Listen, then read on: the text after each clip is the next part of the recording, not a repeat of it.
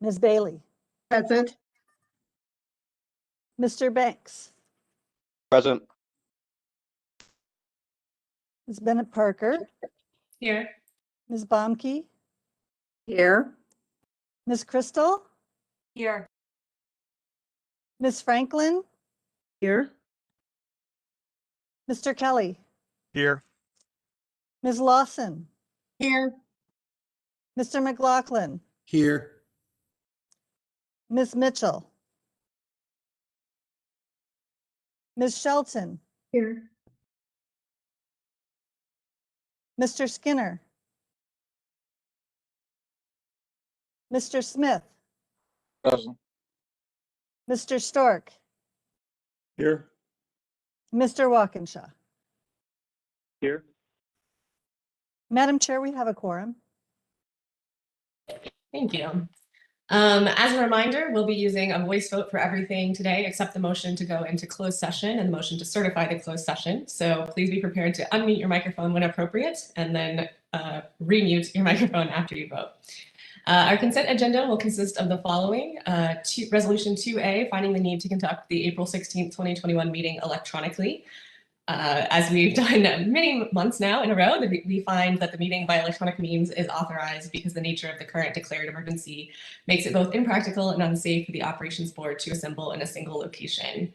And we are statutorily required or necessary to continue operations in the discharge of the operations board's lawful duties, and the items on today's agenda are encompassed within the continuity of operations ordinances adopted by several member localities of the VRE to assure continued operation during the disaster posed by the public health emergency resulting from COVID-19.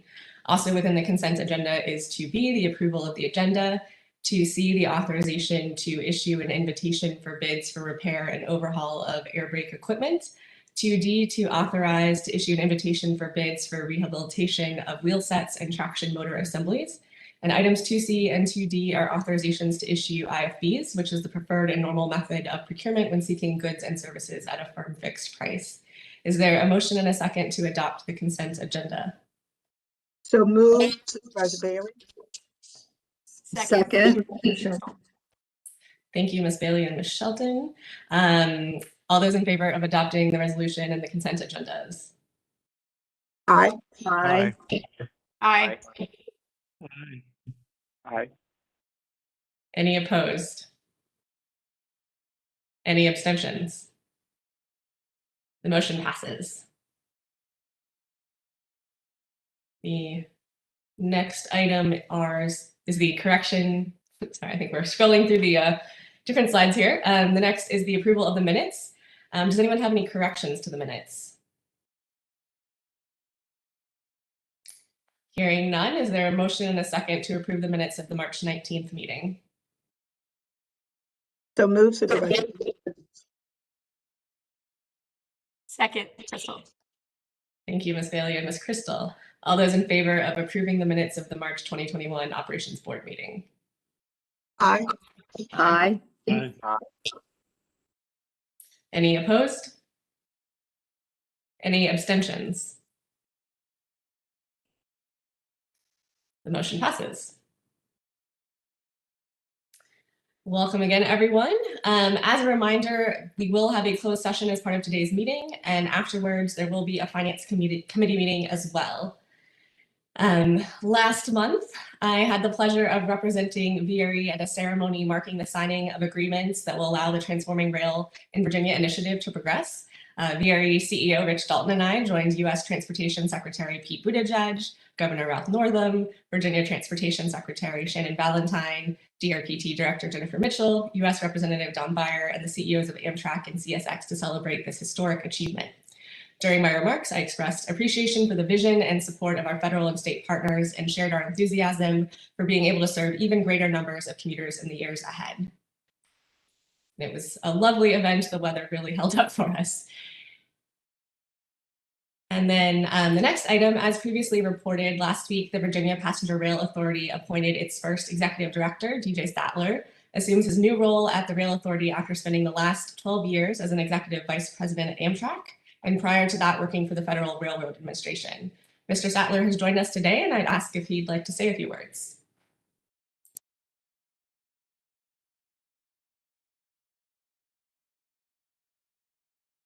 I think, Mr. Tyler, you're muted. Well, there you go. How's that for first impressions? Thank you, Madam Chair, and good morning to everyone. And I appreciate the opportunity to be here this morning in front of the board, and even more so the opportunity to be part of this incredible transformational rail initiative. As you mentioned, I've been at Amtrak for the last 12 years, but more importantly, I've been a Virginia resident for the last 32. Most of that a VRE rider. I have been on the first train out of Fredericksburg into DC for longer than I care to remember, but it's an exciting time, and it's really a pleasure and a thrill for me to be a part of this, and I thank you all for allowing me to be here. Thank you, Mr. Statler. We look forward to working with you and the Rail Authority as we transform rail in Virginia. And thank you for joining us today as well. The next item is our CEO report, Mr. Dalton. Thank you, Madam Chair. Good morning, Operations Board members and others. Just to start off with, from a safety and COVID response, I just wanted to note that it was an honor to host Representative Rob Whitman on a ride-along on April 5th. In addition to discussing details of transforming rail in Virginia and other initiatives related to enhancing public transportation in the Commonwealth, I spent time briefing him on our response to COVID-19. Representative Whitman was able to witness firsthand the health and safety measures we have put into place to protect our riders and onboard train crews. And we discussed how some of these measures will likely become standard procedure for VRE. For example, the enhanced cleaning protocols and methods. And I just want to say I really appreciate Representative Whitman and his staff for taking the time out to visit VRE on that day. And it too was a nice, sunny, pleasant day to be out for a train ride. So next, ridership. We continue to operate at a reduced level of service, or S Schedule Plus. Overall ridership continues to increase ever so slightly as compared to previous months. And if you the bar on the right, obvious, is definitely a trend upward, as indicated from the previous 3 months. And if you look back, of course, we dropped off the March 20 bar.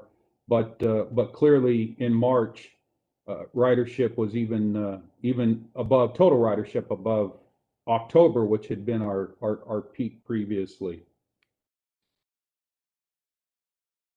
Average daily ridership, approached the 1,400 mark. We have continued to see similar upward trend in April. And I'll just say at this point, we have been monitoring ridership, obviously, and other factors such as the reopening of the federal government and other employers, and we continue to see those projections indicating the return of ridership, starting as early as after Memorial Day, with really the return accelerating after Labor Day. I'll say also that we have received feedback directly from our riders that also indicate that the reduced level of service that we currently operate has caused them actually to seek other means to commute simply because the reduced frequency of VRE. But they've also said as soon as VRE returns to a full schedule, they'll be back. So with all that input, I'm currently working with our staff, host railroads, and contracted service providers and others to return potentially to a full service as early as June 1st. So again, that's a target. Those are some things that there's some factors that we have to pull together on that. But I just want to inform you that that's a target out there for us, and I'll continue to keep you updated on that topic. On-time performance continues to be strong, steady, at about the 93% system-wide metric. All right, so this month I wanted to highlight as part of our project spotlight our new rail car procurement. And for some, it's been a while since we visited this topic, but wanted to give you an update on where we're at in that process. So as background, in April of 2019, the VRE Operations Board approved authorization to issue a request for proposals for new passenger rail cars through a joint procurement with Chicago Metro. Chicago Metro uses the same type of rail cars that we do, and we've collaborated on many fronts for over several decades, actually, due to similarities in our services. And of course, we have a great working relationship with their leadership and their staff. So, and then some of you know, the manufacturer of our existing Gallery 4 fleet, which Chicago Metro uses those style of cars too, no longer manufactures commuter or passenger rail cars in the North American market. So of course, both VRE and Chicago Metro, we knew this going into this procurement. Just a couple other points from the funding side. Of course, the at least the base order of the new rail car procurement, Smart Scale provides funding for or through the Fredericksburg Line Capacity Improvement Project, and they through that funding source provide funding for about 11 rail cars. And then Transform 66 outside the Beltway Concessionaire Funding Project provides funding for up to 10 rail cars. So combined, these two funding sources help support a base order of about 21 rail cars. So just kind of continuing along, in November of 2019, there were 3 proposals received. In May of 2020, the selection team, which includes VRE, recommended negotiations be initiated with Alstom Transportation. And in January of 2021, the Chicago Metro Board of Directors unanimously approved a procurement with Alstom Transportation. And in their base order, their base order is about 200 rail cars. And of course, our base order is 21. So now I'm going to show you an animated video that depicts a conceptual look at the proposed rail car for VRE. The color palettes and some other features that you'll see are not final, but this will give you an idea of what the next generation of passenger rail cars could look like for VRE. Alstom's Custodial multi-level sets the stage for a new era in VRE commuter rail service. Passengers will enjoy an enhanced travel experience with multiple side doors on each car to improve passenger flow and reduce dwell times at stations, level boarding that promotes accessibility for all passengers while maintaining interoperability with the existing fleet.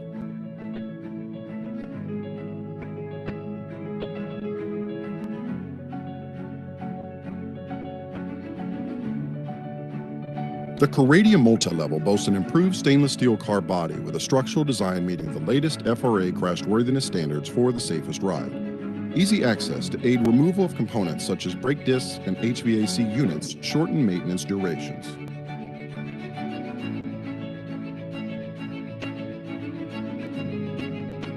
The new cab cars will feature a new expandable design for the operator. Enhanced diagnostics and connected systems mean better fleet maintenance, operations, reliability, and availability.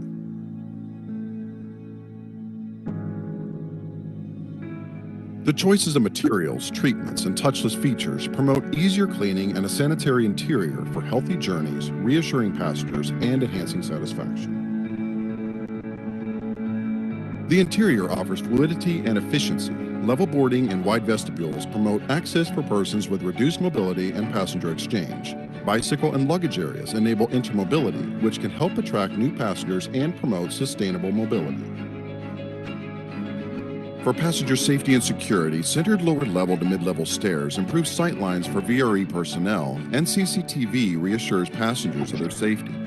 Passenger flows for boarding and circulation throughout the cars offer a welcoming and modern feel for VRE customers. Lifts on each car will assist persons with mobility assistance devices. ADA, fully accessible restrooms, and dedicated seating areas enhance accessibility and inclusivity for VRE passengers. The passenger is at the heart of the design. From more personal space to modern filtration systems for air quality and circulation to the latest cybersecurity technology. Features that ensure the safety and integrity of the entire train, reassure passengers, and provide a comforting environment. The open interior is flooded with natural light via large windows so riders can look outside and enjoy the passing landscape and views. The Caradia multi-level will bring a new and improved experience for commuters between Northern Virginia and Washington, D.C.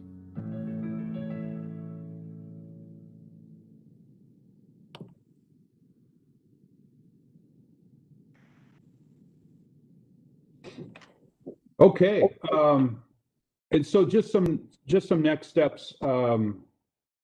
We're currently working on some agreement type stuff, and you know, I hope to bring back a recommendation to this board as early as next month in May that will then be followed by an action by the commission. So again, just want to give you an update, give you a little visual there of the type of car that's come out of that procurement, and we'll be providing much more information on the procurement itself as we bring an action back to you. So just to start to wrap up here, I just wanted to make a note that yesterday VRE staff attended a groundbreaking ceremony in Manassas Park for Manassas Park's Villages at Manassas Park project. And this is a public-private partnership that will build a mixed-use residential, commercial, and retail development that also includes a new city library and city hall. This development is just across the street from the new Manassas Park VRE parking facility that's currently in design. So I just wanted to, you know, congratulate Operations Board Member Preston Banks and Mayor Rochelle, who were part of that ceremony. That was a nice event. And then finally, we have been working with the staff at Manassas Historical Society as they plan to resume the Manassas Rail Festival. And for some of you, that's an event that VRE has partnered with throughout the existence of the event. And of course, it didn't happen last year because of the current pandemic. And so currently that event's scheduled for the first Saturday in June or June 5th.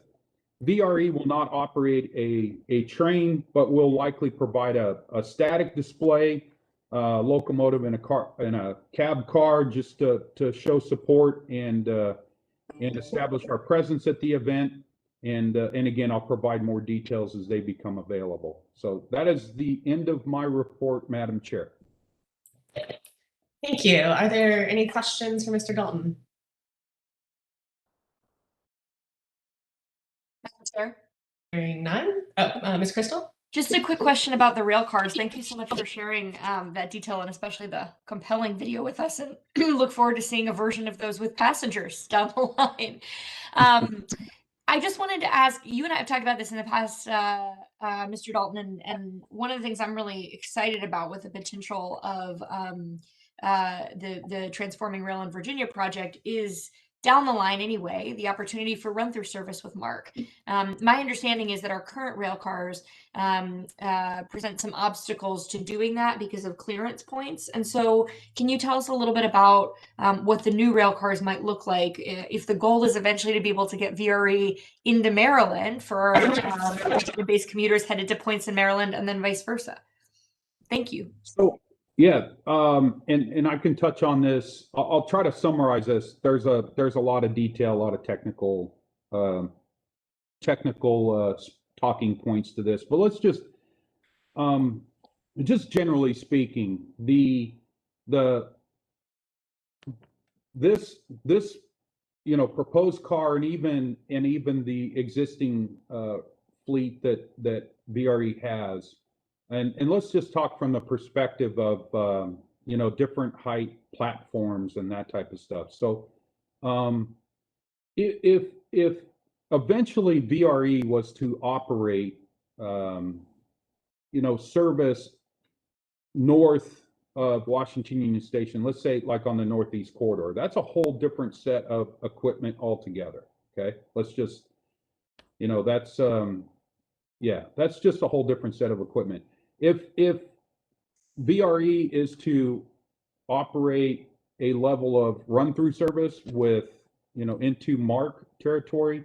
Keep in mind, on the Camden and Brunswick lines on the MARC service, they operate and have to be interoperable with freight trains as well. And most of those stations are low-level stations, low-level platform stations similar to ours. So from that sense, the equipment compatibility issue is not as great, if you will. But again, if we're talking about potentially operating service on the Northeast Corridor, that's a whole different discussion and a whole different level of technology. So, And potentially a whole different set of negotiations with whomever owns the tracks, right? Yeah, So it's the MARC run through, which I was particularly interested. exactly. Okay. Thank you. I really appreciate it. Yeah, absolutely. Madam Chair, Yes, I believe that was Ms. Bailey. it is. Thank you, Madam Chair. Do I have an echo? I don't hope not. Anyway, so Mr. Dalton, thank you so much. I agree with Ms. Crystal. That was a phenomenal presentation, and just look forward to again seeing people because I think it's going to be great and ask that to us.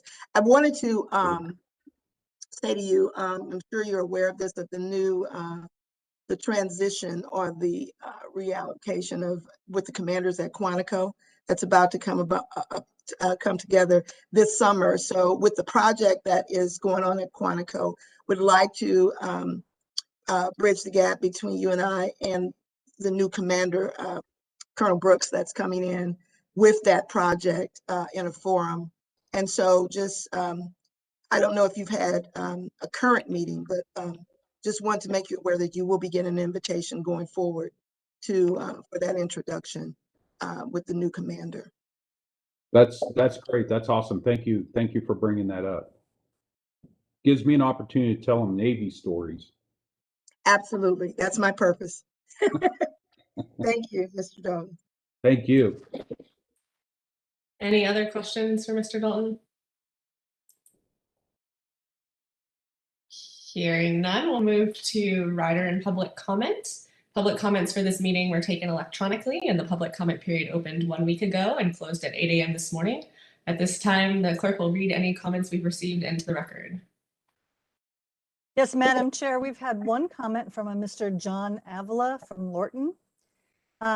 He writes, are there any plans to add afternoon departures on the Fredericksburg line between 4:40 and 6 p.m.? I told a co-worker that there was a gap between those trains, and she responded, so they're not running trains during rush hour. Now that I'm fully vaccinated and traffic is picking up, I'm looking forward to taking VRE again.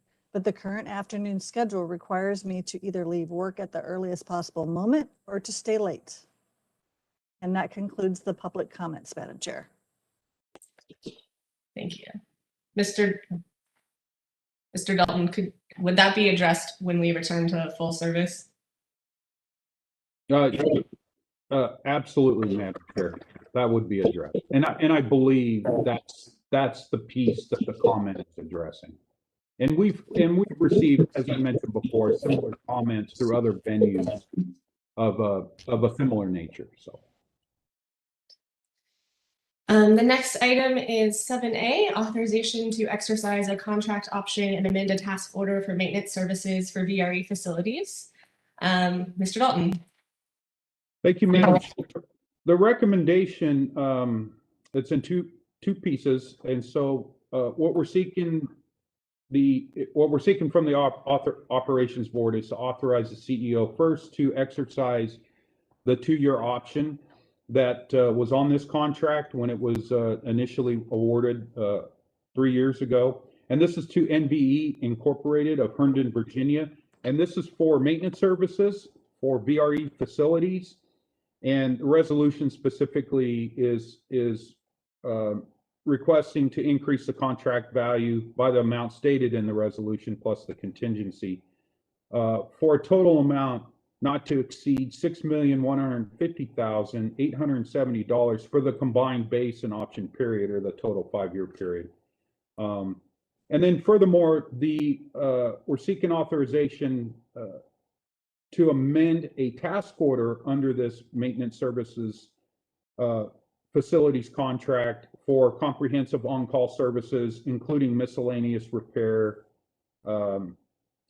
installation and inspection services, electrical, lighting, generator, plumbing services, etc. And in this task order, the amended amount, as stated in the resolution, for $650,000 plus a contingency for a total amount not to exceed $1,728,250. So essentially, what we're doing here is we're requesting authorization to award the 2-year option, and then just increasing the contract value accordingly. And then the task order piece, it's a task order that we've had in place since the beginning of the 3-year base period.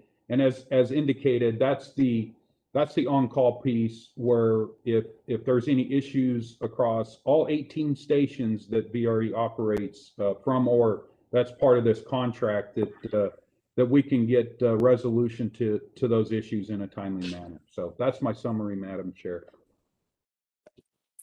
Thank you. Is there a motion and a second to approve Resolution 7A? So move, Supervisor Bailey. Second, Supervisor Shelton. Thank you, Ms. Bailey and Ms. Shelton. Are there questions or comments on this item? Madam Here. Chair, Yes. thank you. Ms. Lawson? Thank you. Rich, what are we increasing it from? I'm looking for the dollar amount. I see we're going up to almost 2.4, but what is that? Oh, maybe I should read a little bit further.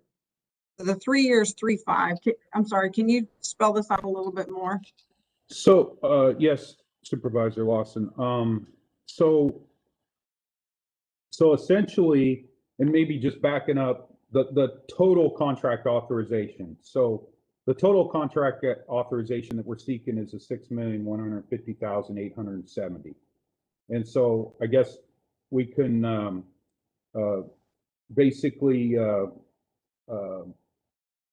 subtract the $2,386,778 plus the contingency from that. So that's going to be what, in the somewhere in the high 3 million, 4 million, and so that would be from which we're increasing the contract value from.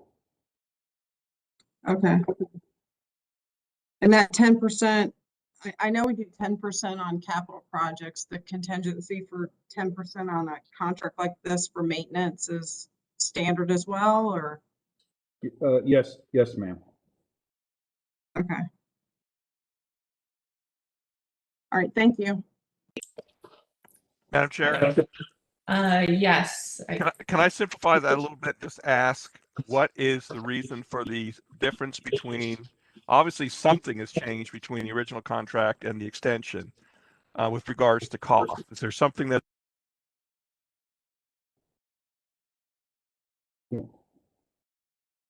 I'm sorry, pushing the wrong button again. I'm just trying to put this in a context. When we're going up on this, is this a contractual thing, or is we have issues or problems or additional services we're requesting with the extension? So essentially, well, a couple things happening here. So if you, and again, I'm just kind of doing the math a little bit.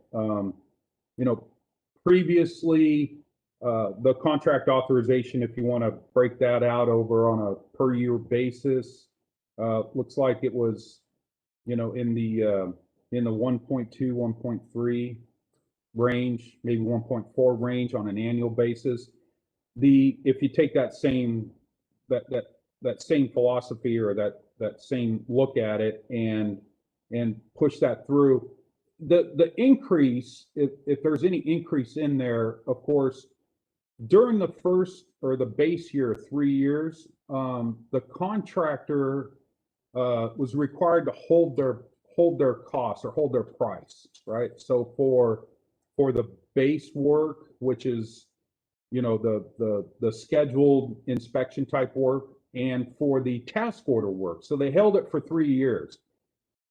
upon exercising of the option period for the 2 years, the contractor had the opportunity to, submit to us, and it's prescribed in the contract exactly what they can request in terms of escalation. And I think that worked out to be about 5%, maybe 5.1%. So I get really, if there's any difference here on a year-over-year basis, I think it's likely captured in that 5% increase in in accordance with the escalation factor that's in the contract.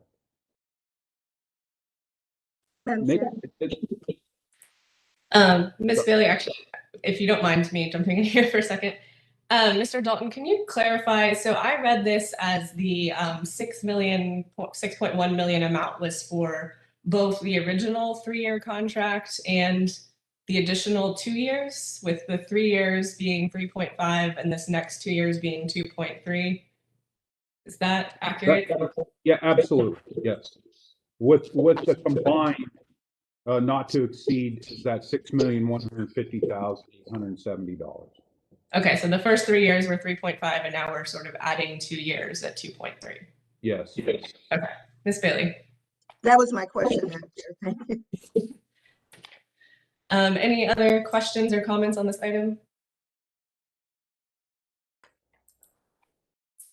Hearing none, all those in favor of Resolution 7A? Aye. Aye. Aye. Aye. Aye. Any opposed? Any abstentions? The motion passes. The next item is 7B. It's a resolution to authorize the CEO to exercise a contract option for custodial and seasonal services for VRE facilities. Mr. Dalton? Thank you, Madam Chair.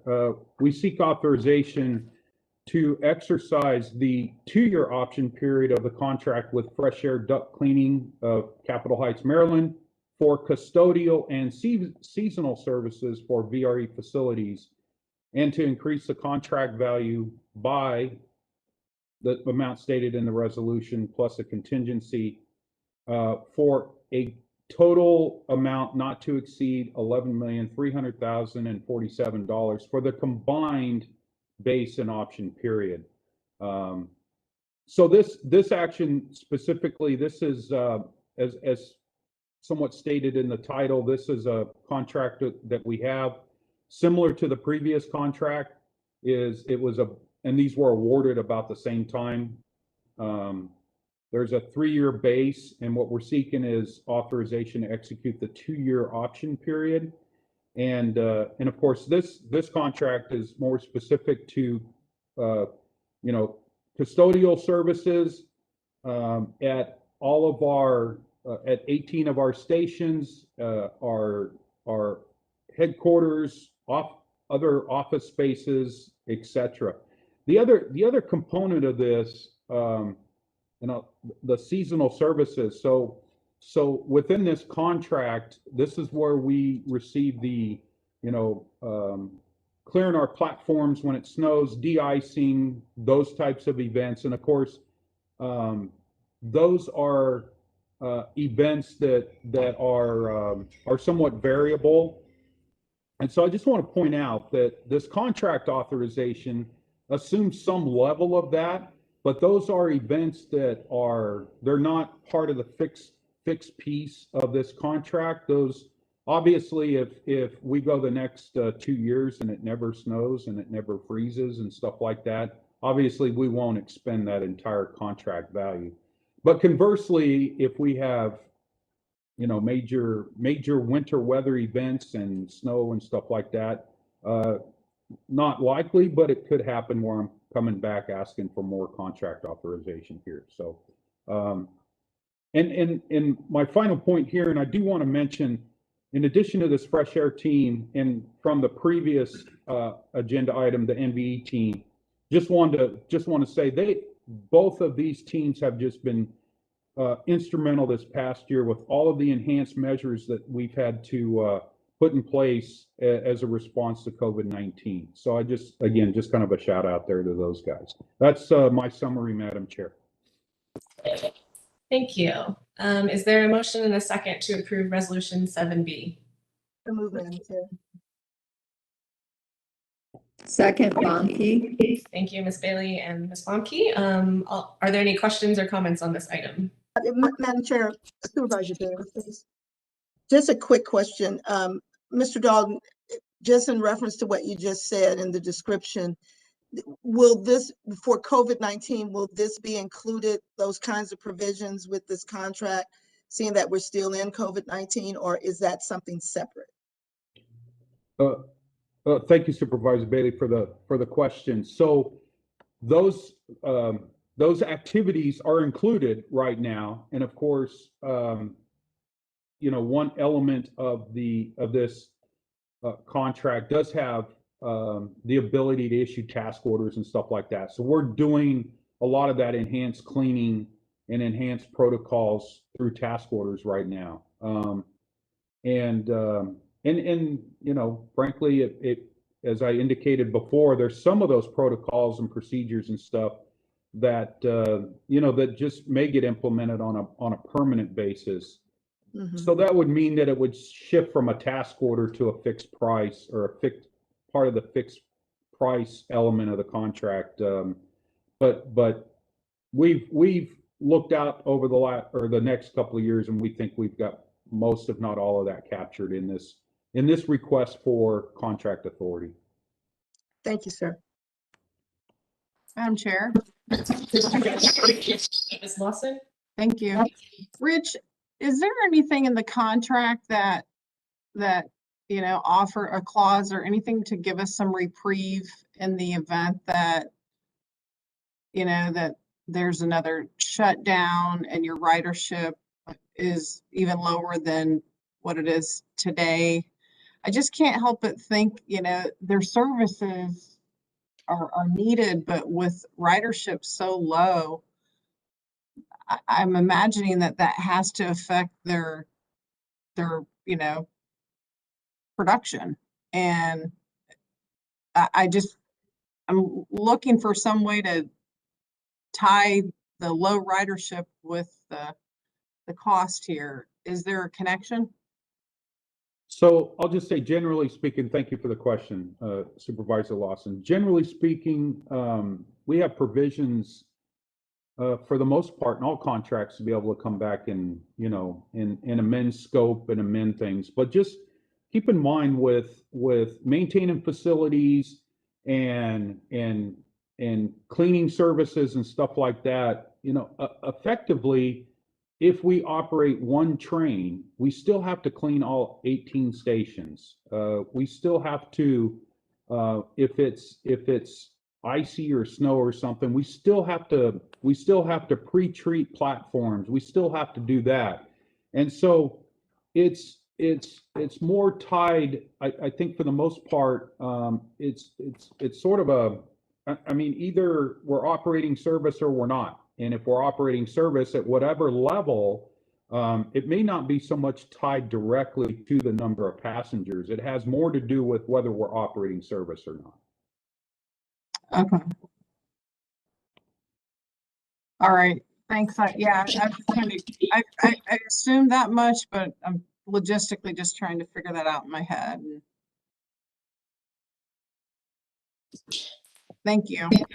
You bet. Are there other questions or comments? Hearing none, all those in favor of resolution 7B, please say aye. Aye. Aye. Any opposed? Any abstentions? The motion passes. The next item is 7C. It's a resolution to authorize the CEO to execute a right of entry for Marine Corps Base Quantico construction activities adjacent to the VRE Quantico Station parking lot. Mr. Dalton.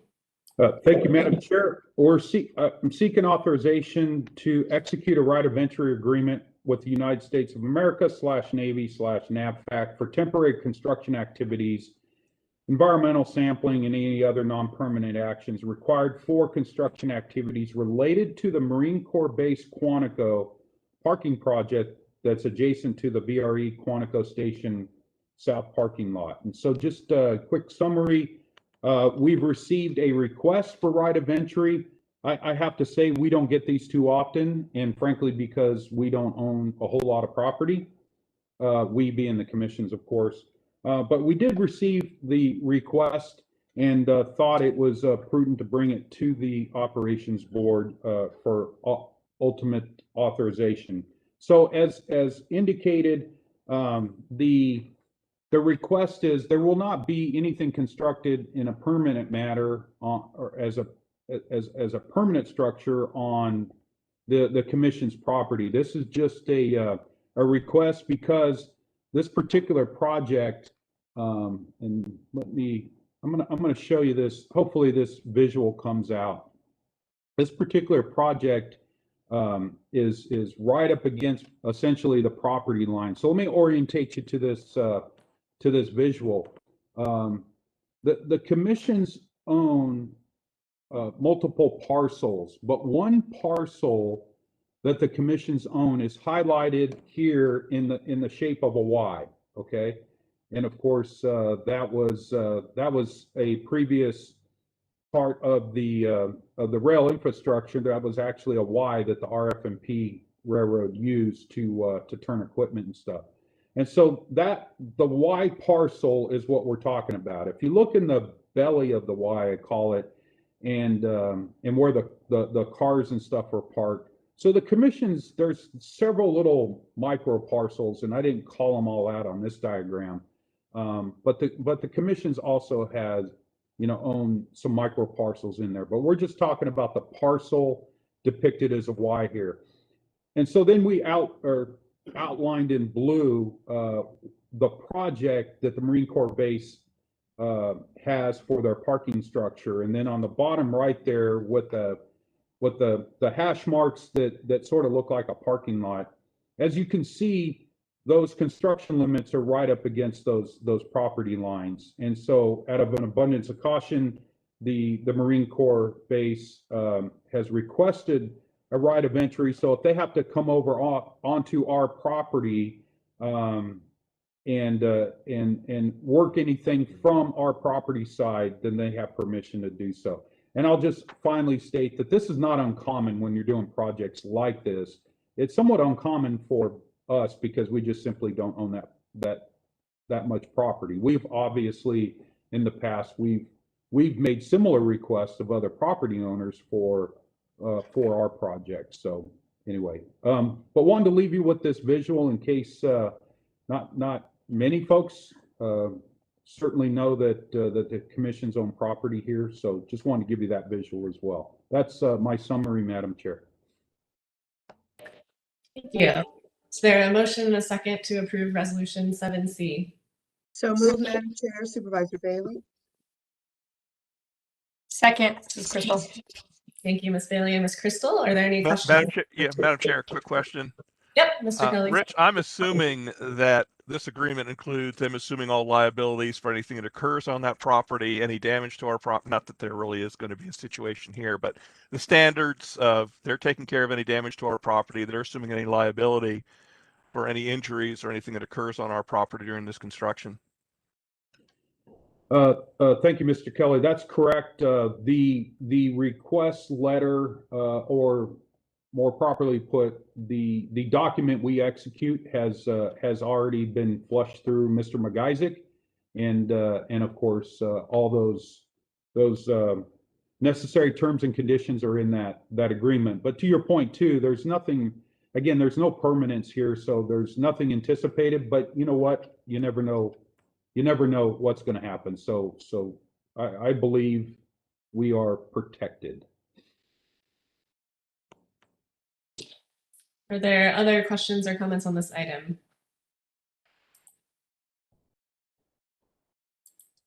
Hearing none, all those in favor of approving Resolution 7C, please say aye. Aye. Aye. Any opposed, please say nay. Any abstentions? The motion passes. The The next item is 7D. It's a resolution to recommend the commissions authorize the CEO to execute the amended and restated operating access agreement and the amended master lease agreement with CSX Transportation. Mr. Dalton. Thank you, Madam Chair. The VRE Operations Board is asked to recommend to the commissions, or recommend the commissions authorize the CEO to execute the amended and restated operating access agreement and amended master lease agreement with CSX Transportation. So, in summary, this amended and restated operating access agreement and the master lease agreement just simply reflect changes to the contractual relationship between the commissions and CSX resulting from the right-of-way acquisition of by the Commonwealth. The CSX will continue to dispatch and maintain both CSX and the Commonwealth owned tracks, VRE trains, Amtrak trains, and that element will be subsequently seamless, okay? And so, and VRE will continue to lease property, albeit a minimal amount, from CSX. So therein lies the need to amend our master lease agreement. And I thought I'd step through. I know the agenda report. What I tried to do was just highlight what the changes are. But I will highlight, and I do have an update on one items as well. Just one of the elements that's been updated here is the terms of the VRE and CSX agreement before you are subject to the comprehensive rail agreement, joint operations and maintenance agreement between the Commonwealth and CSX, and of course subsequent to amendment over time. One of the things that we talked about during the discussions about the agreements that we previously had approved with the Commonwealth was some level of permanence. So that too has translated into this agreement. So we'll no longer do 5-year agreements with CSX. That term is coterminous with the joint operations and maintenance agreement, which right now stands at 100 years unless terminated sooner. I'll say that the current train mile fees and other charges remain unchanged. Actually, CSX, for simplification for managing invoicing and billing, actually we'll pay CSX directly for access fees that are related to both sides of the corridor, so both CSX and the Commonwealth's track. The annual escalation amounts remain the same. I do have an update. In the report that was sent, we were still finalizing some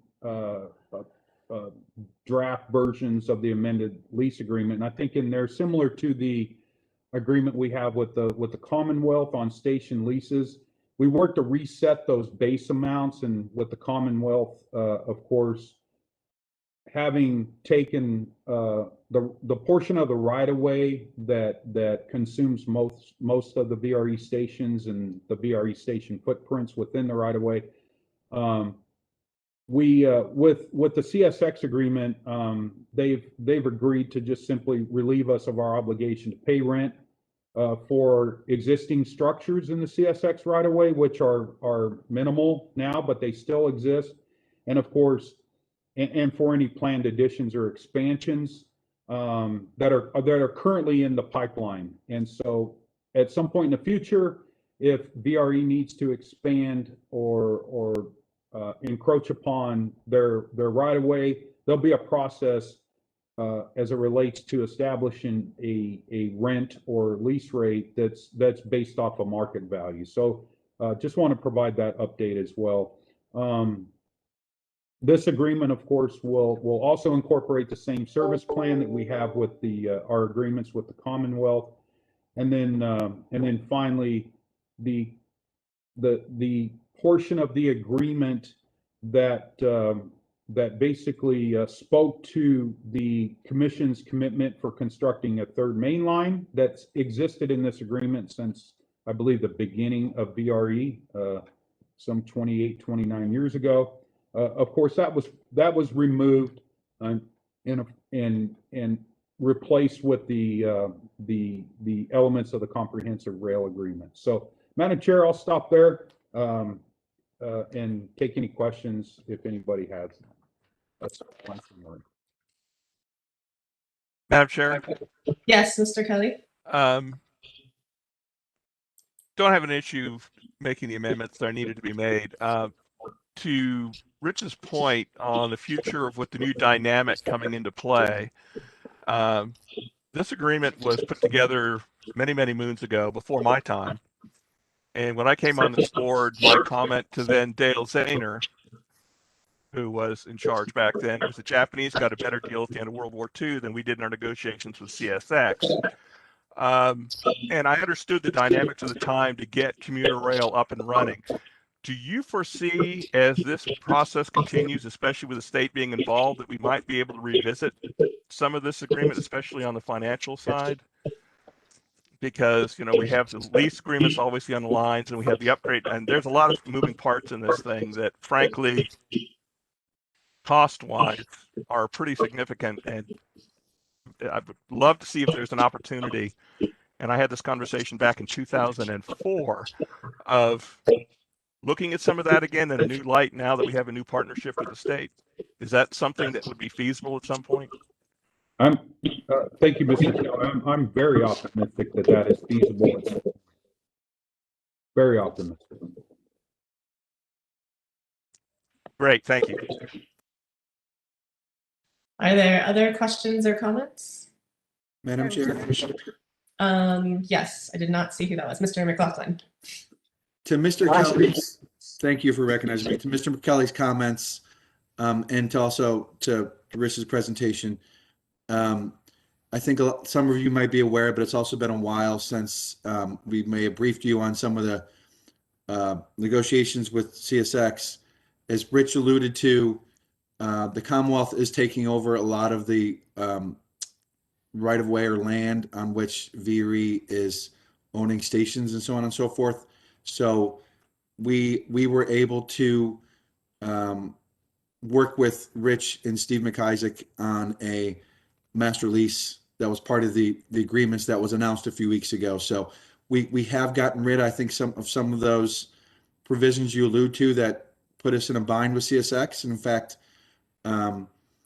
we stopped an attempt by CSX a couple of years recently to raise a rent, but with us purchasing, we told them with us purchasing, please hold off, and we were able to hold off that attempt. So along the lines, Mr. Kelly, we have had an eye on that already, and we think that VRE already has better terms. But in closing, I do want to again thank Mr. Dalton, Mr. McIsaac for a lot of work they did on the agreements with us.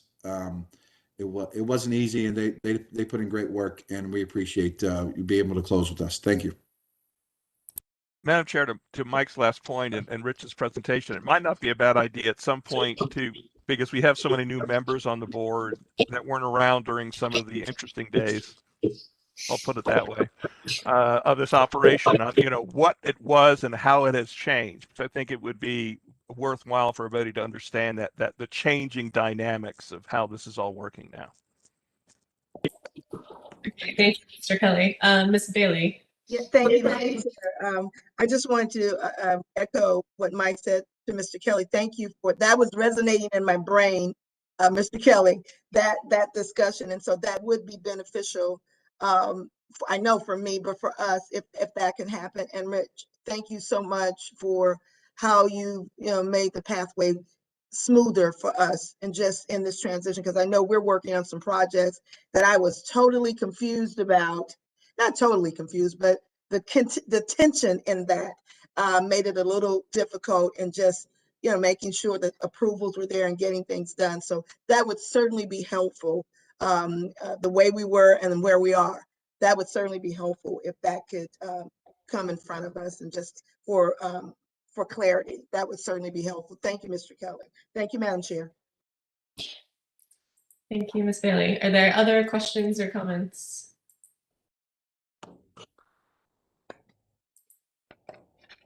Hearing none, is there a motion and a second to approve resolution 7D? So move, Madam Chair. Second, this is Crystal. Thank you, Ms. Bailey and Ms. Crystal. All those in favor of approving resolution 7D, please say aye. Aye. Aye. Aye. Aye. Any opposed, please say nay. Any abstentions? The motion passes. Mr. Dalton. Yes, thank you, Madam Chair. Spending authority report as indicated, let me just step down through these, and if I go too fast, I will obviously stop and answer any questions, but the first bullet, we did issue a task order to VHB for general planning and consulting services for the real estate acquisition negotiations that were currently ongoing or commencing for the Broad Run expansion. We also amended an existing task order for passenger car truck overhaul oversight with STV. That's a program, multi-year program going on to overhaul the truck assemblies on our current fleet of locomotives. We also amended a task order for under our GEC services, or excuse me, mechanical services. We also did an amended task order for engineering services for lifecycle maintenance, a sole source purchase order to acquire new communication and multiple unit cables for our locomotive fleet and rail cars, and then oh, excuse me.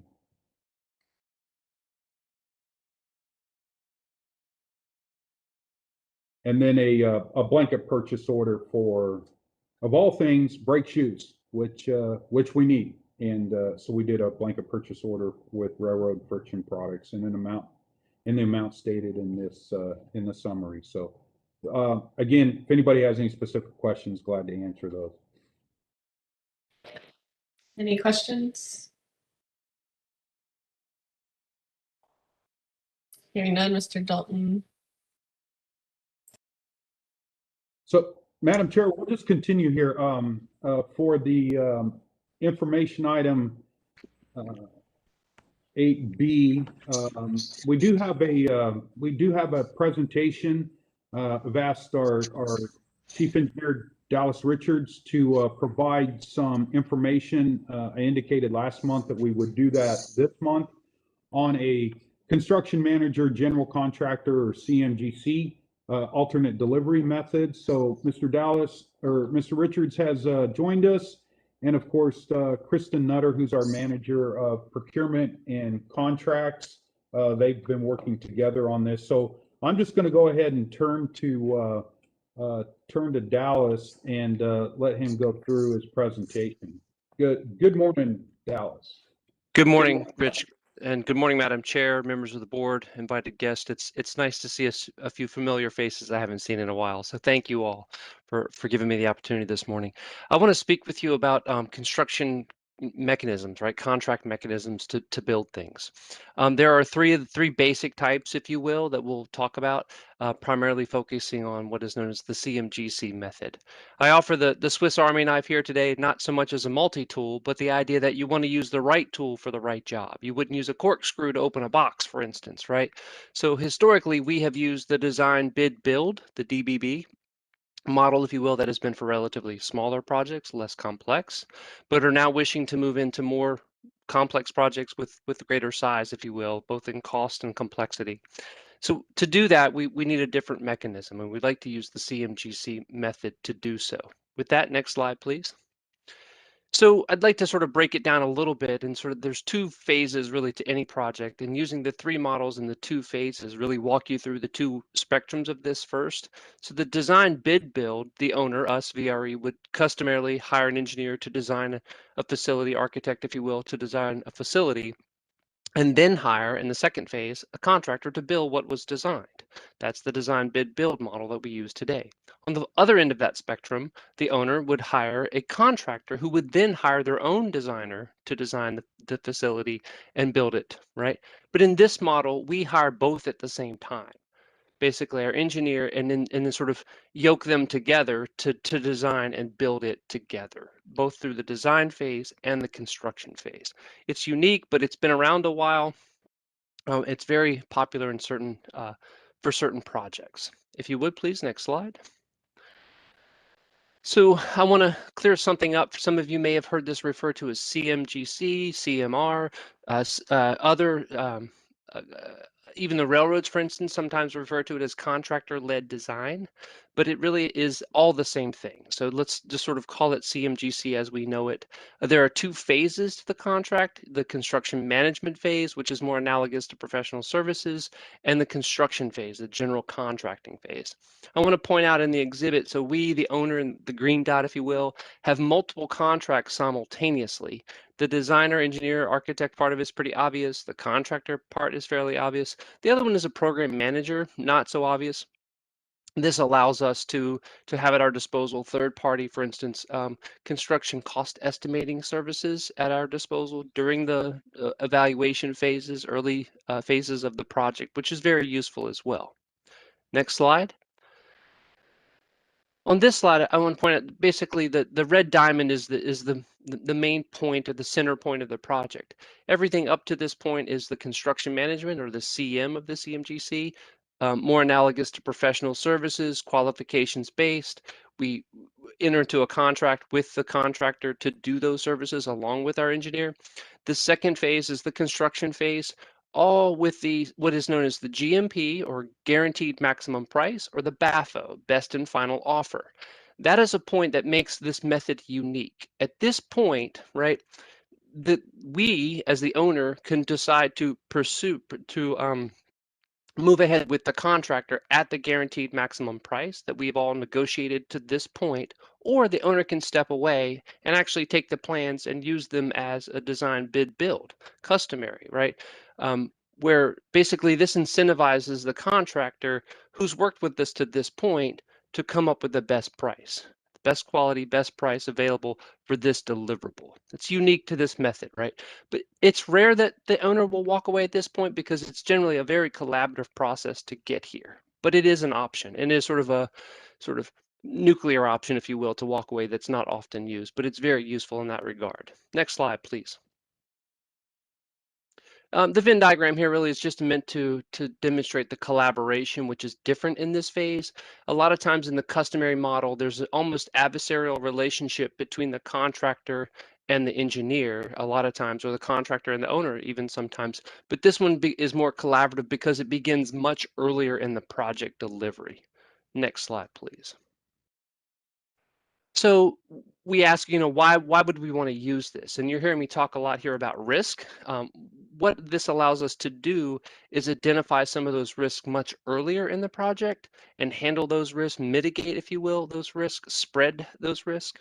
But probably most important, and the reason we wish to use it, is for better quality. Basically, using the CMG method allows us to qualify or pre-qualify contractors. It's been said, right? If you need a spoon, only a spoon will do, right? You can't use a fork when you need a spoon. We want a contractor that brings us what we need by qualification space, which is different than the design bid build model. You don't necessarily have the most qualified contractor, you have the lowest price. Next slide, please. Other benefits, again, we talk about risk. It will allow us to reduce the risk and allocate that risk around. Design quality is improved, generally because the contractor, engineer, and the owner all get to work on those elements. Design build, for instance, the owner doesn't necessarily, you basically hand the project over at 10 or 30% and then relinquish a lot of the control of what you're being provided. So that can be a little dangerous in the sense of what is actually delivered. I think the collaboration effort here, especially in more complex projects where you have more and more stakeholders, right? So it's not just those three parties that we described. It's actually, take Alexandria Station, for instance. You have Amtrak's interest as a stakeholder. You have VRE interest as the station owner, CSX, and other parties, City of Alexandria, for instance. Everyone needs to be heard, and those parties are invited to the design process to eliminate some of those risks early. Next slide, please. So analyze risk before the final schedule and cost project. So in design build method, basically you're handing it over. You're giving a set of plans and a projected schedule to a contractor and says, okay, give me a price. And all of those risks that the contractor might identify are built into his price. But here we allow it to jointly analyze that with the contractor. So we might all have different risks in mind. So the idea being that no one of us is smarter than all of us together. So each party gets to identify what they think are the greatest risks and then find ways to work together to mitigate those risks and manage them so that you can control the schedule and you can control the cost better. Next slide, please. So I'd offer that there are a number of agencies similar to VRE that are using the CMGC method. Our neighbors to the north, Mark System, is using this to deliver their equivalent of our Lou facility in Baltimore there using a CMGC method. Also, PRTC just recently used the CMGC method to deliver the Western Bus facility.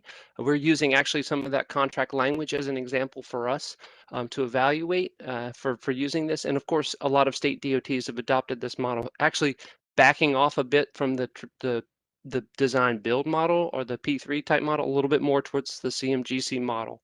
Again, depending on the size and complexity of the project. Next slide, please. So I won't go into all the details on this graphic, but I do want to point out a couple of specific ones. The risk management and the construction quality too. So the CMGC method is in many ways the best of both worlds in a lot of these factors, but the risk management, again, the early identification is a very effective way to mitigate and manage those risks. You identify them much earlier in the project. And when I say risk, be clear, I'm not talking about the traditional safety risk, right? I'm talking about risks of finding things or discovering things. We like to call it the unknown unknowns or the known unknowns. We know there are things that will be discovered, but you don't know always what they are, where they might be. This allows a better way to do that earlier in the project. And then finally, the quality. The construction quality is generally better in a CMGC approach. Next slide, please. On this slide, I'll call your attention to the constructability part of it. So what's common is, engineers being engineers will deliver a set of plans that offer something that can, that works on paper, let's say, right? But a lot of times that is not the most constructible option. We found this to be true a lot with our partners at CSX, for instance. You can deliver a set of SOE or, supportive excavation plans that looks good on paper, but it's very difficult to construct in the environment, whether that's trains moving or whether that's horizontal clearances. Doing the CMGC method brings the contractor earlier in the process to say, okay, here's what we'd like to do. Can you do this? And if not, how would you propose we do it? The model works very well in that kind of collaboration, identifying the constructible elements of the project. And also, how can you build it and sort of which order would you build it? So as we permit things, we understand the sequencing and phasing of the project much better going into it. Next slide, please. Finally, I'll leave you with some additional resources. Each one of these is a link to the various sources identified here that provide more information about the methods and how they compare. A lot of this was used to put this presentation together. And then finally, the last slide, I'd like to acknowledge my colleagues, Adil Maisawala, who's the PM for the Alexandria project, and Kristen Nutter, our management procurement. So last slide, please, Robert. Thank you all.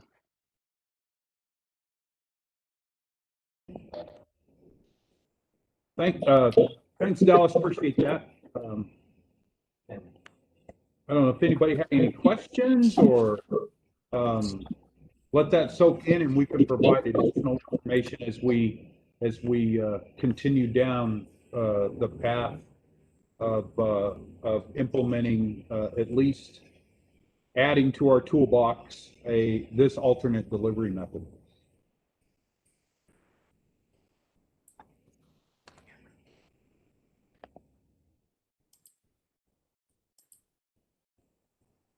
Okay. Madam Chair, if you will, we'll just go on to the next information item. and that's 8C. I apologize, I have a freight train either right in my ear or right behind me here, so I was trying to let that background noise subside. So 8C, so this is, as you recall, it was a discussion point last month at our operations board meeting, and this was, we were bringing to the operations board for consideration a potential use of funding made available or relief funds made available to the VRE through CRISA. And so as a follow-up item from that, we were asked to put some information together in the form of a memo.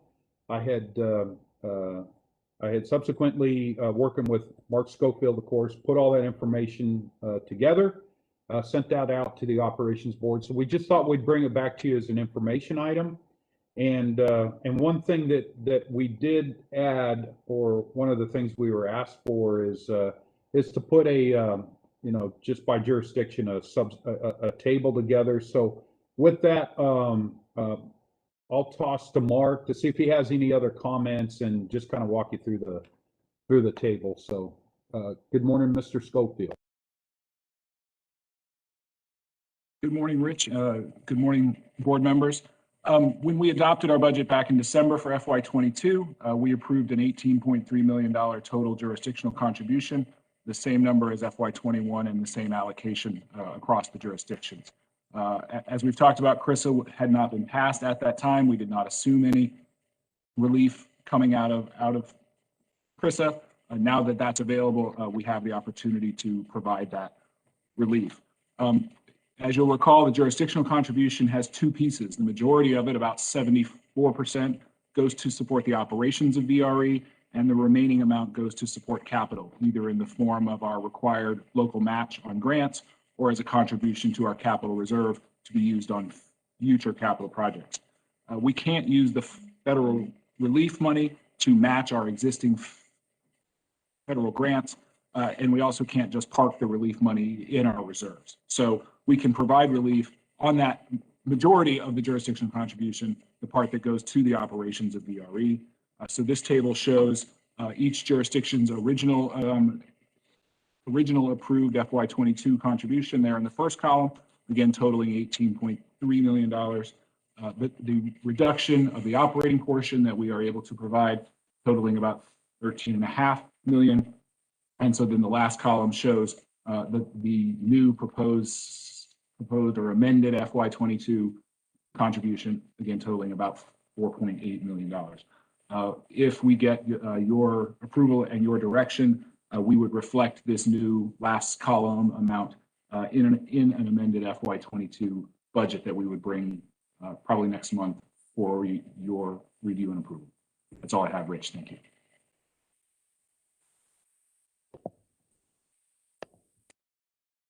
Thank you, Mr. Schofield. Are there questions or comments from my colleagues or Mr. Dalton? No, Madam Chair, I didn't have anything further to add. So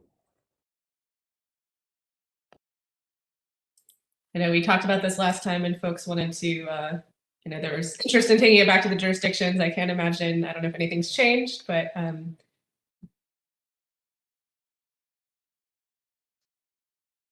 no.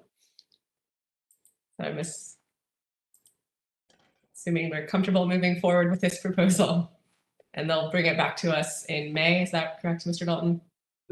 that is correct. And I'll just add that if there's any further information, if there's any further information that's required or anything, just reach out to us. But that will be our plan to bring some action back in May. Madam Chair, this is Supervisor Bomke. Yes, Ms. Bonke. Mark, could you do us a favor and just send this table? I would like to share it with my board. So if others want it as well, if you could just send this table in an email to everybody so we can forward it on to our board members so they're aware of the subsidy relief. Thank you.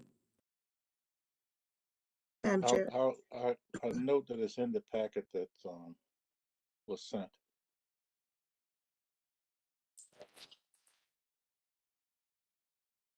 Miss Bailey, I think you were seeking recognition, and Mr. Dull. I can't tell if I'm. No, that's fine. Mr. Smith made the comment that I was going to make. Was just acknowledging that the chart is in the packet that's. Okay, thank you. Thank you, Mr. Smith. Any other questions or comments? Madam Chair, Ms. Bailey? just quickly, I'm sorry to go back. I just want to say this is very timely and thank you for bringing this back to us. We did have this discussion in our board meeting last Tuesday. Tuesday. When am I? Friday, Tuesday.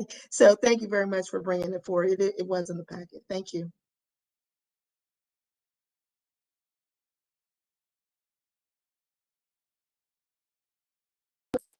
Hearing no other questions or comments, we will move into a closed session. Madam Vice Chair, will you please make the motion for a closed session?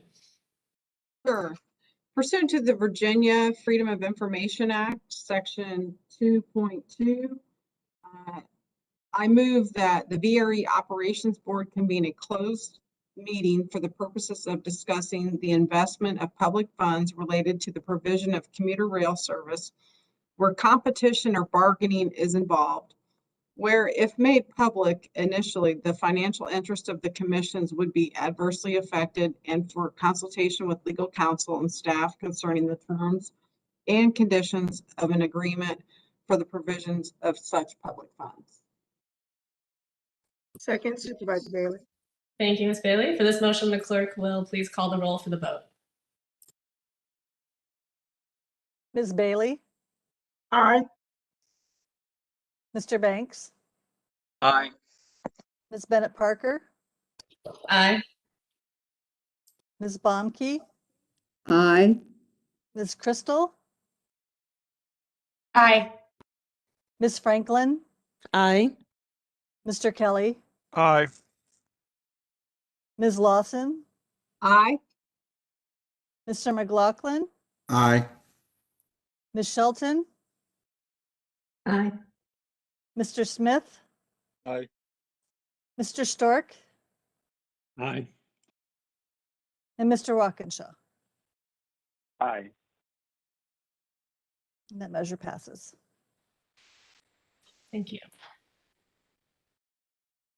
So we will hang tight while the meeting moves around us. Yes, Chair, well, gonna happen in regular session and recording, so. Thank you. Ms. Lawson. Do you have a motion to return us to open session? Yes, thank you. I move to certify that the VRE Operations Board, to the best of each member's knowledge and with no individual member dissenting at the just concluded closed session, I move to certify that.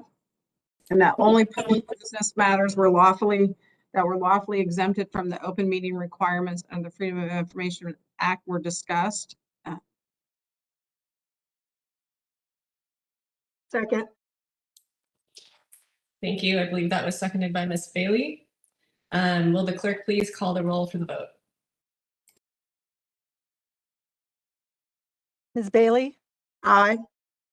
Mr. Banks, Aye. Ms. Bennett Parker, Aye. Ms. Baumke, Aye. Ms. Crystal, Aye. Ms. Franklin, Aye. Mr. Kelly, Aye. Ms. Lawson, Aye. Mr. McLaughlin, Aye. Ms. Shelton, I believe Ms. Shelton had to leave during the closed session. Mr. Smith, Mr. Stork, Aye. and Mr. Walkinshaw. Aye. And Madam Chair, that passes. Thank you. Next up, we have Operation Board Members Time. Rather than go through the roll, I'll just see if anyone has any remarks.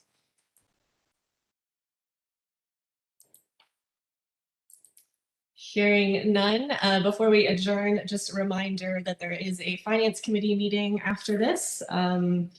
I believe all of the members were sent an email, and you will just stay on this line. And of course, any board member is welcome to stay for that as well. Of course, our next operations board meeting will be held on May 21st. Is there a motion to adjourn? So moved, Madam Chair. Second. Thank you. Thank you. All those in favor, please say aye. Aye. Aye. Aye. Any opposed? Any abstentions? The meeting is adjourned. Thanks all. See you next month. Madam, Yes, Mr. Dalton? yeah, just let people know that we're going to postpone the finance committee meeting. And so we'll get some information out to folks, but we'll postpone that and likely to try to do that again, that meeting after next month's board meeting. Just wanted to, I didn't want to cut you off before, but just wanted to get that in there. So we'll sit here for a bit and just make sure members know that we'll postpone the meeting. Thank you, Madam Chair. So we are completely adjourned then. See you all next month. Thank you.